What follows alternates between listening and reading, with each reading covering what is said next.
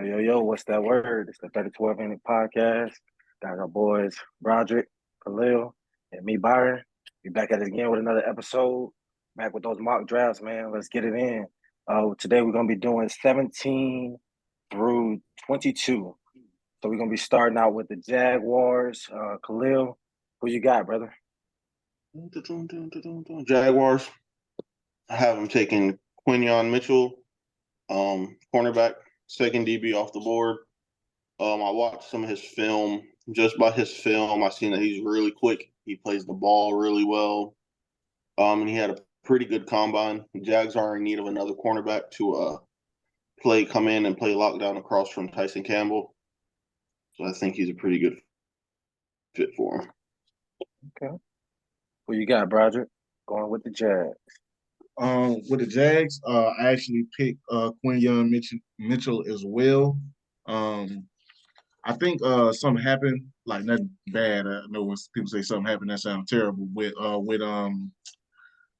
Shaquille Griffin, yeah, with Shaquille Griffin, either they released him or something like that. And they've been getting rid of like all of their first round DBs over the last couple of years. I think he'll be an excellent pick, rated as the number one cornerback in the draft. I'm rocking my boy Renardo Green, but I got Quinyon Mitchell going to the current city Jaguars, and I think we'll like that pick. Okay. Um, my Jaguars pick, I got them trying to get, some nice run stopping. The boys couldn't stop a cold last year with that run game. Got them picking up Byron Murphy the second, big body, 308 pounds, 6'1", nice size, gets to the ball. He's gonna stop that run right up the middle and make some good plays for the Jags next year. Uh, we got our next pick here in the Bengals. Who you got, Broderick? For the Bengals, Yes, sir. 18. for the Bengals, I had Latu, DN from the UCLA. I think he's going to pair really well with Sam Hubbard on that line. They actually have a chance to be dominant. I believe they have Trey Hendrickson as well. So even in his rookie year, he's going to be able to come in on third down. Not the most explosive athlete, as the top DNs in this draft. I do think he slides in there alongside Jared Verse and Dallas Turner, but he's the most NFL pro ready, technically sound in this draft, and he does have some explosiveness to itself. And I think it'd be a great pickup for Cincinnati building up that defense. Definitely. Who you got, Khalil? I got Brian Thomas Jr., receiver out of LSU. He can really stretch the field for them. They had the departure of their receiver three, Tyler Boyd. Future's up in the air about T. Higgins. I feel like they just go out and get Burrow another receiver, giving them the flexibility at that position that if T. Higgins does wind up leaving at some point during the season or off season, that they still have somebody that can come in and kind of back it up. I feel that. I'm the same with Khalil. But I'm more confident that T. Higgins is going to be leaving with him already taking a pay cut, trying to work with the team, stepping up as that kind of big number one receiver guy because they truly have two number ones. He needs to be paid, so he's going to find somewhere where he's going to go get paid. Brian Thomas Jr. putting up in his career 68 receptions, 1,100 rushing catching yards with 17.3 catch yards per catch, 17 total touchdowns. That guy can stretch that field for sure, and be a nice opposite of Jamar Chase. Great weapon for Joe Burrow. Next pick, we got 19, LA Rams. Who you got, see? Chop Robinson. He has a great edge out of Penn State. He has great speed. Coming off the edge, very agile. And he joins a D line that just lost Aaron Donald. So that's going to give him the ability to come in and produce right away and show what he has. I mean, he's from Penn State. Aaron Donald's from Penn State. Why not? Hey, keep it going. Who you got, B? LA Rams. Speaking of Aaron Donald, I actually think they're going to slide in and take. I'm not going to use the word replacement. I'm going to say a player at the same position just because of the greatness of Aaron Donald and Byron Murphy, the second from Texas. I think he's going to be a great pickup. I'm gonna stop making Aaron Donald comparison, but the guy's shorter, very quick off the line, like other great defensive tackles, and swallowed up double teams at Texas that I think benefited a lot of his teammates that are going to show up a little later on in this draft. But I think he was the most dominant player on a typically good defense at Texas last year. I like that one. I like that one. I got something similar.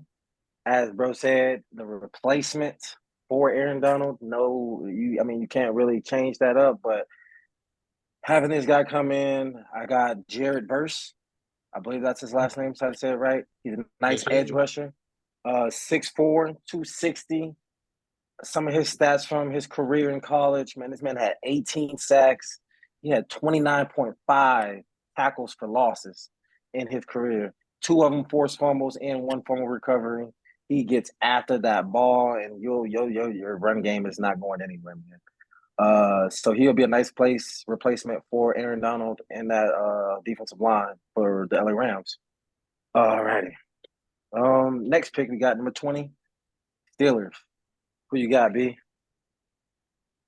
Yeah, man. The Steelers are gonna have to pick up some offensive linemen to, hold the fort down as their quarterbacks hold the ball too long and still throw interceptions. So here I went with Tali Ise Fuago. All right, I know I just butchered your name, but you're an offensive lineman, tackle slash guard, hybrid from Oregon State. And honestly, I think the Steelers would run to the podium to make this pick. I think he's a top 3 lineman in this draft, and is gonna show up when he plays. Dominant run defender at this point. I know they want to get Najee Harris going. I know they're gonna have to with who they have as signal caller. So I got a offensive lineman from Oregon State, Tali Isi Uage. Yeah. Okay. God dang, that's a name, boy. Something like that. Khalil. Who you got, big dog? Steelers. Since Brodrick butchered his name, there's no reason in me butchering it either. I got him as well. Like Brodrick said, I feel like he has all the tools to be the top offensive lineman to come out of the draft.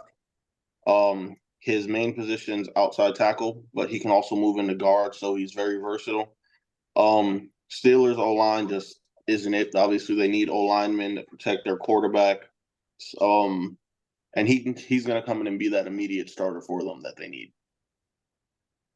Okay. Most definitely, man. You need that blocking up front for sure. Same, man. I went with the offensive lineman for the Steelers. Russ is going to definitely need some help staying up, coming from the Broncos, being the most sacked quarterback in the league next to Justin Fields, and they have both of them on the roster. I have Jack Powers Johnson. Sorry, I got to get your whole name. He's going to benefit to those guys. Big guy, move great hands and great feet. Not really much of a holder, so he's going to definitely be beneficial for Russell Wilson. Next pick we got is 21. We got the Dolphins. Who you got, C? Dolphins have him taking a cornerback, Nate Wiggins.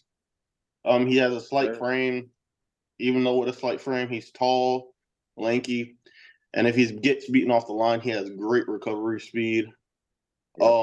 He's very versatile when it comes to different defensive schemes. He can come in and be that impact player, and a starter that the Dolphins need, because they definitely need some secondary help right now. Definitely. Who you got, C? Number 20. Oh, I'm B. I'm sorry, B. Brodrick. My fault. No, you good. I'm just trolling around, man. For the Miami, I got Jackson Powers Johnson. Okay. I thought about this in the sense of I'm a pretty knowledgeable guy. I don't know who besides Teron Armstead that the Dolphins got on that offensive line.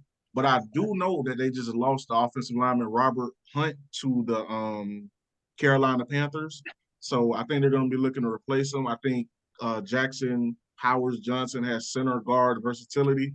Regardless, he can be a center in training, or their starting guard next year, or both of those roles. But I think he's going to be a great pickup for the Dolphins. I think they're going to go offensive again.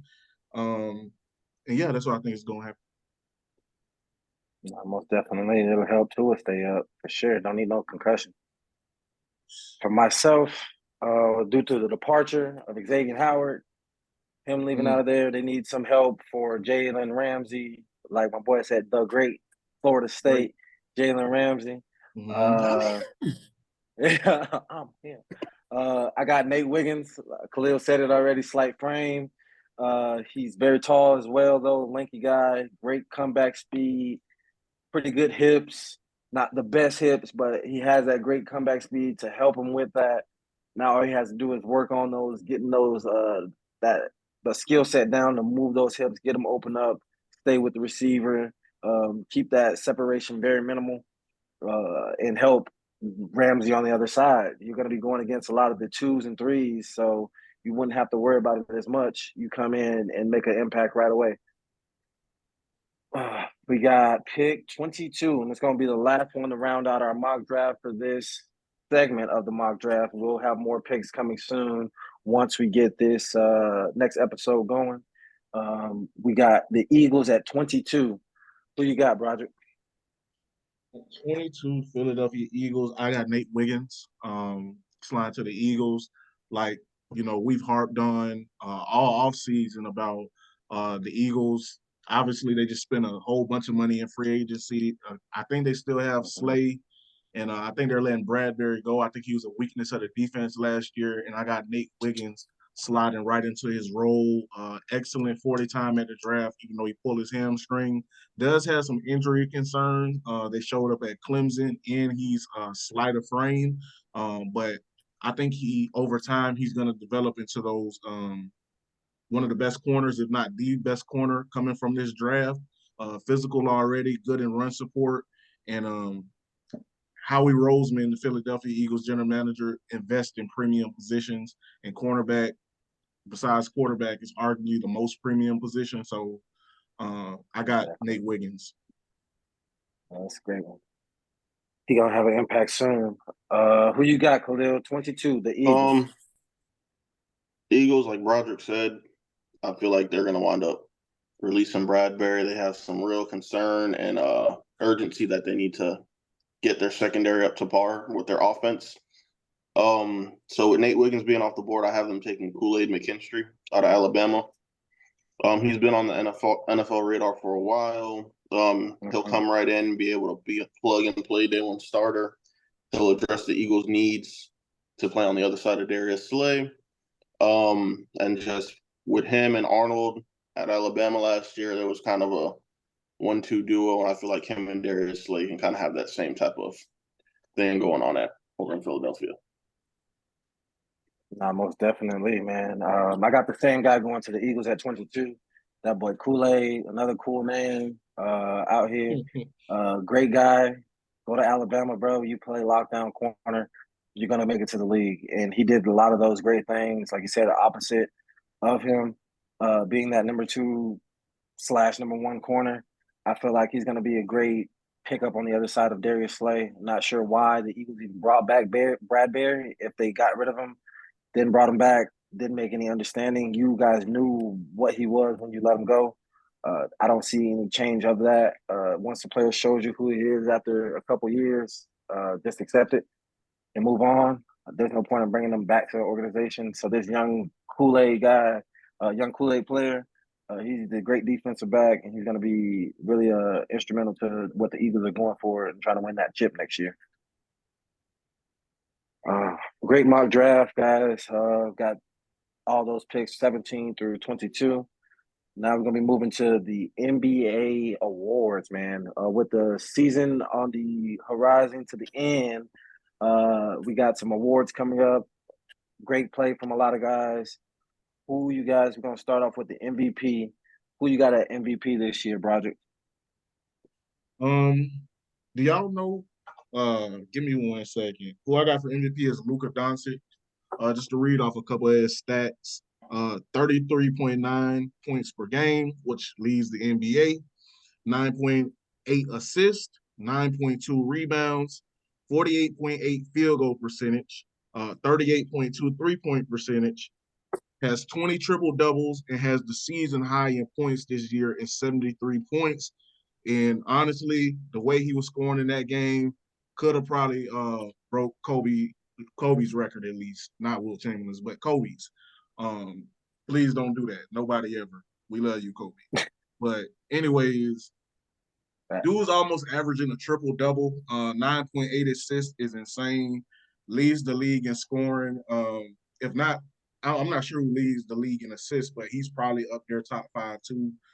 With Kyrie Irving on the court, another ball dominant player, has led the Mavericks, because that's what I was gonna ask. I believe the Mavericks are in the 5th seed, so they're not in the play-in tournament, and they're fighting for home court advantage.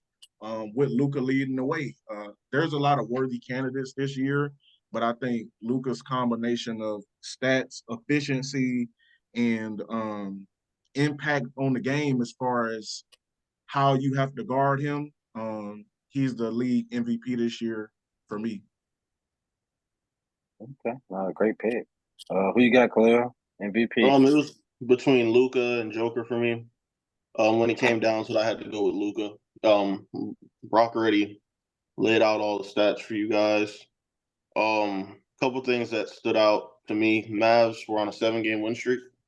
Over their last 11, they're 10-1, with the loss being 104-100 loss to the Warriors. Since PJ Washington has came over to the Mavs, I've seen an improvement. Yes, sir. I've seen an improvement on his offensive game. He's really becoming someone that they can rely on to score or hit the open shots when he needs to. And I feel like that's just because of Luka and his playmaking ability. He's been a dominant scorer since he's been in the league. But this year, I feel like, especially this last stretch of the 11 games, his all-around gameplay has been on another level. And I feel like you said, he's just making all his players better. This is the highest assist per game he's averaged throughout his career. And I really feel like without Luka, the Mavericks probably would be one of the lower seeds in the play-in to maybe not even make it the playoffs. One more thing I'd like to add to Luka, because like Khalil said, he's made PJ Washington better, but also Daniel Gafford. Daniel Gafford was on the streak of consecutive field goals made, rivaling Wilt Chamberlain. I think he felt like 2 short. But anytime you rivaling Wilt Chamberlain in anything, you own a different type of timing. And it was, I mean, it wasn't like bro was backing down or shooting step back threes. He was catching lobs and getting easy shots made by Luka and Kyrie. But you know, they put him in that position, so that's another little thing for Luka. But yeah, definitely. I could definitely see Luka winning it for sure with everything he's been doing this year. My pick, I got Shai Alexander Gilgeous, or Gillis Alexander, however you say his last name. 30 points, 30.3 points a game, 5.5 assists off 53.9% shooting. He's been great leading his team, very young star. He's only 25 years old, bringing tenacity to OKC after the departure of losing many stars. And at OKC, Chris Paul, KD, Westbrook, Harden, all those guys, Serge Ibaka, Paul George, Melo, AP. I got to come off the bench. They say, hey, but they lost a lot of great players. But for this young guy to step up and to be leading them in the way that he is, they're number 3 in the standings right now, in the playoffs, solidified already, locked in. And I'm pretty sure a lot of people do not want to see them in that first round with the young and talented roster that they have. Hey man, as a Lakers, as a LeBron fan, we want to see y'all. We don't want to see the Nuggets. We don't want to see nearly nobody else because we might be out of there Thunder, I we feel want to you. see y'all. So let's do what we got to do to get them young bucks up against our team. But yeah, They much gotta lock in respect to that. They gotta lock in that seed. That play in yeah. ugly. Hey, Who'd I ever can't even thought? say none of that. All right, next we got DPOY, Defensive Player of the Year. Who you got, Khalil? I have Rudy Gobert. Yep, He's yep. the anchor for the best defensive team in the league right now in the NBA. They're allowing 106.3 points per game, which is the least amount allowed in the league. He plays a big part in that, whether he's altering the shots or he's blocking shots. He averages 2.1 a game. Like I said, without Rudy Gobert down in the paint, I don't see the Timberwolves being as successful as they are in defense. Most definitely. I'm gonna go in real quick. I got Rudy Gobert as well. Like you said, he's a staple to their defense. In the middle of the paint, keeping everything, keeping everybody from scoring. One of the highest rated defensive stopping teams in the league, and it's led by him. He's spearheading that. It helps Cat get out of the paint, move. He can shoot since he's the greatest shooting big man. I'm gonna put that in quotes, but let him do his thing. And Rudy Gobert is just that guy for defensive player of the year. It's like what, three now, four? It's crazy. It'll Who you be got, four. Brodrick? I think it'll be like four. It's a consensus then. I had Rudy Gobert. For people that know, I'm a LeBron fan. That's why I root for the Lakers, but my team is the Timberwolves. Um, they have the 17th ranked offense, but the number one ranked defense, and they're a top 3 seed in the West. So that lets you know what type of impact they really have on defense since their offense isn't that efficient. Like Khalil said, he's the number one rated defensive player in the entire NBA. Probably has been every year of his career. Mm-hmm. I think when he wins it this year, it'll be his 4th DPOY, which will tie him with the great Hall of Famer Ben Wallace. And obviously, he still has a chance to get 5 come next year. But will Wemby there? I don't know. Well, anyways, um, I think Rudy Gobert is going to win the award. And honestly, we see the difference because I remember when we had Cat down there and it wasn't Vucevic. I forgot his name, but he was another European guy. It was terrible. It was ugly. Really, every team, it was a shootout. Now we have a more controlled game, and we let Ant take over, and we let Cat do his thing, and not let people just lay it up on him the whole game and dunk on him and things of that nature. Yeah, So that Olay first year, defense. it didn't work out for us. It was looking kind of ugly. This year, I think with more coaching and more time, the team is looking way better on defense, and that's all because of Rudy Gobert. Yes, sir. Yes, sir. Staple on the defense. All right, we got Rookie of the Year, man. I didn't want it to be a consensus, but my guy, he ain't been doing so good. I'm gonna go first real quick. I got Victor Wembanyama winning it. I wanted Chet Holmgren to win it, but he's the third, fourth option maybe on his team, so it's kind of hard for him. But Rudy Gobert, I said Rudy Gobert. Victor Wembanyama has been playing really outstanding this year. Young talent, really bringing the Spurs back to prominence, man. After losing all their great stars years past, now trying to bring it back and make Pop that coach again and make Spurs great again. Who you got, Khalil? I got Wemby as well. Rookie year panned out way better than I thought it would for him. I thought he was going to come in and he did show signs of struggling as a rookie, but I thought it was going to be more of him probably putting up like 15 points a game, 7 rebounds along there. He's averaging 21 points, 11 rebounds. For a big man, he's dishing out 4 assists a game. While on the defensive end, he's averaging 3.5 blocks, leading the league, 1.3 steals a game. If Rudy Gobert wasn't my pick for defensive player of the year, Wemby would definitely be up there. Only thing that's with him is he plays for the Spurs, and his defense isn't really impacting them winning the games. So, Who you got, And B? Rookie of the Year. another consensus.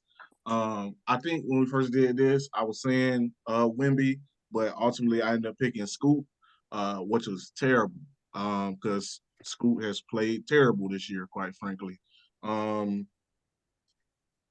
Yeah, not much more to say there. Wemby, like Khalil said, 3.5 blocks a game. Basically, don't even take it up on this man. But he has shown a level of skill that's even like surprising to me. Like I honestly think this dude has a chance to be first team All NBA next year because he's putting up these incredible stats. Like y'all said, 21.1 points, 10.6 rebounds, which is more than I thought he averaged. I thought he averaged like 7. And then there was one more stat that I wrote down for him.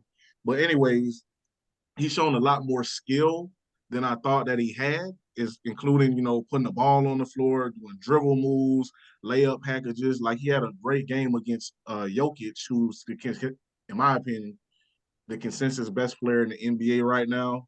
And I think it's gonna be his league in time.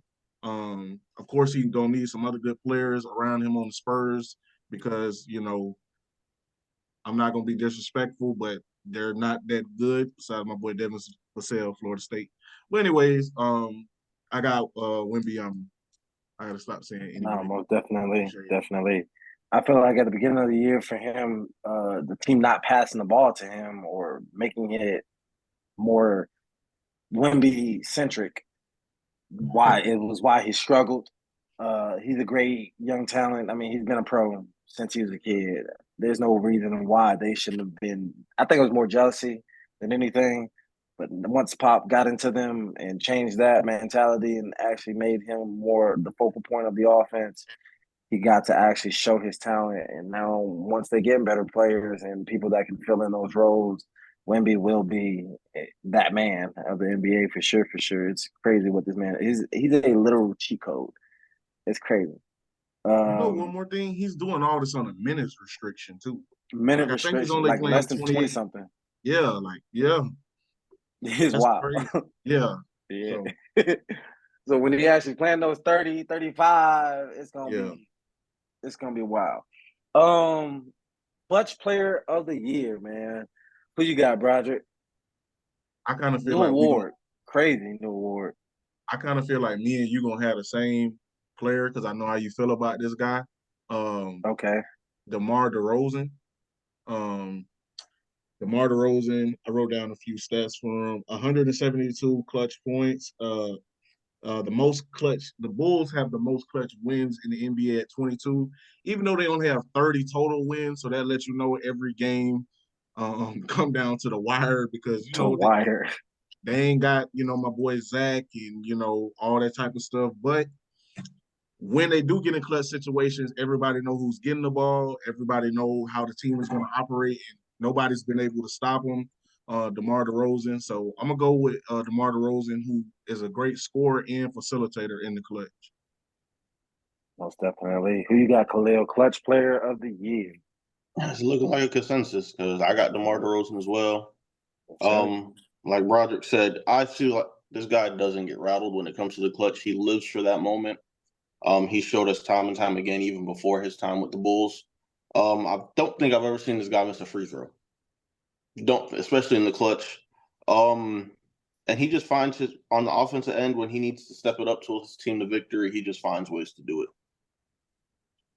Yes, sir. Yes, sir. Well, definitely, most definitely a consensus. I got DeMar DeRozan as well. This man, Compton's own, man. Compton's own. Got DeMar DeRozan, clutch player, doesn't get rattled like Khalil said.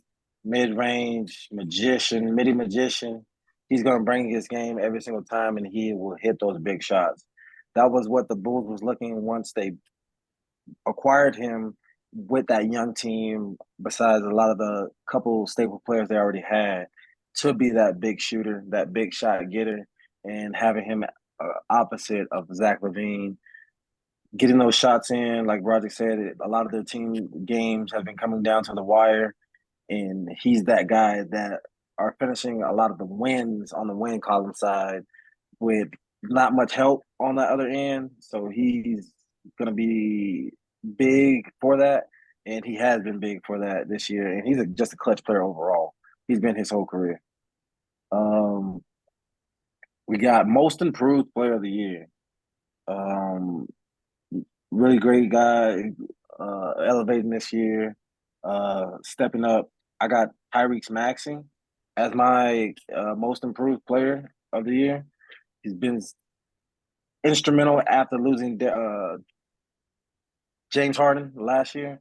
The flow of the offense has been really, really great.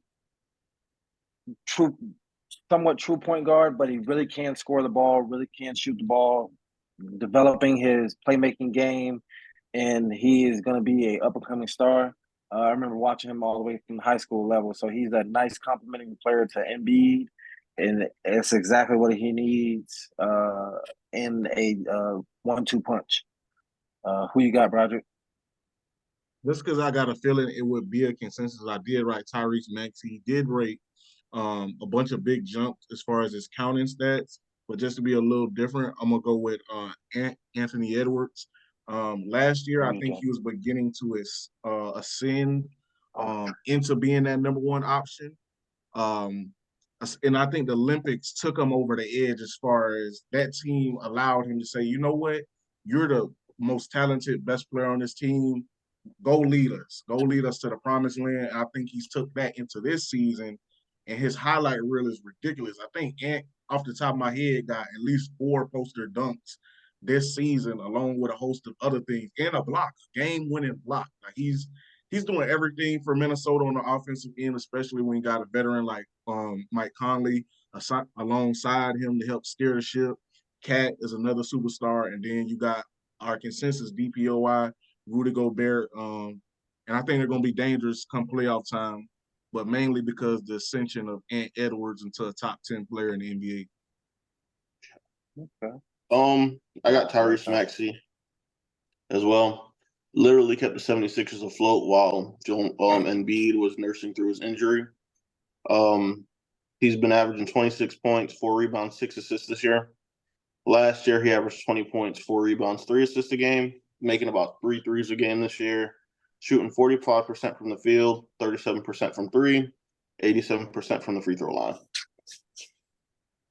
Yes, sir. Yes, sir. Some great players, man. Young, very young. Came in the same draft, I believe.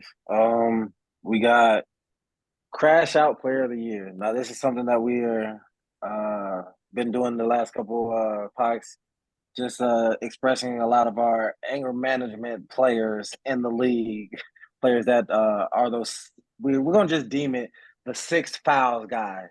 He's just gonna be that guy that come in and just foul and just play defense to the max, and he's not that scorer. But crash out potential can mean many things. Just anger, just that guy that you don't want to mess with, and who you got for this NBA Crash Out Potential Award this year, Khalil? I have a feeling there might be a consensus. Got Draymond Green. Never seen a guy suspended as much this year for like violent acts. Probably averaging like 4 stare downs a game, 20 F bombs a game, 0.3 chokes a game. And just for him to do all that and then to be able to go on his podcast after and continue to talk shit and think that he's in the right for what he's doing, just lets me know that he really gives no S about anything to do with the NBA. No, that is wild, man. That is definitely wild. Who you got, Brodrick? Crash Out Player. We got about 2 minutes and 20 seconds. Crash Out Draymond Green. Hey, Isaiah Stewart has a case. He has a case. Yeah. Like I think he might literally have a case on the docket. But Draymond Green, I mean, the blackest name I've ever heard.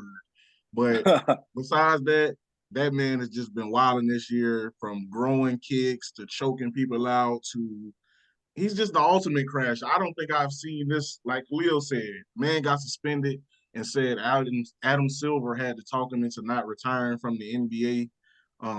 Like my man's just out of control, from Jokic Nurkic with the famous quote, that brother needs some help.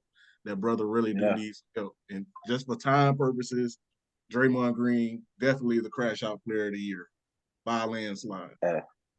Well, we're going to go 3 for 3, man. Draymond Green for sure is my crash out player of the year. That guy is, like C said, man, 2.3 punches per game trying to knock you out. I don't know why or what is going on through this man's mind. I don't want to deem anybody crazy or anybody with problems. He definitely needs help. I hope this man gets help eventually. While he's playing, I don't think the Warriors want him to change the way he is because obviously he's not getting in trouble with the organization. So they want him to stay Draymond Green. The NBA doesn't want it, but they need him in the way that what he brings to the league. Because he's a great player, he's a great basketball mind. He's a basketball savant. He just crazy, and it's very. I don't want to say crazy in a bad way, but just y'all see it. Y'all see it. Man needs He some needs some Xanax help. or something before the He needs game. some very help. Yeah, for real. Zoloft, something. Yeah. Sit down. He's that one man that you don't want to do anything with unless you're ready for that smoke. Draymond Green.